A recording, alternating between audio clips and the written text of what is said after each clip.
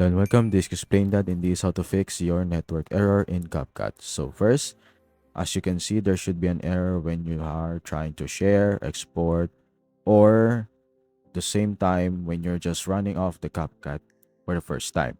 So what's the fix for this is just checking out your Wi-Fi or your Ethernet cable and check if you have internet or no.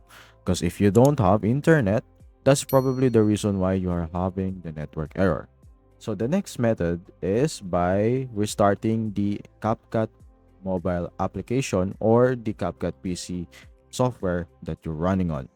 So after restarting it, it should already work out and fix itself. We just wait for the environment testing for Capcut and make sure that you have access to internet as well. So after waiting for it, you should be able to access it normally. And that should be it.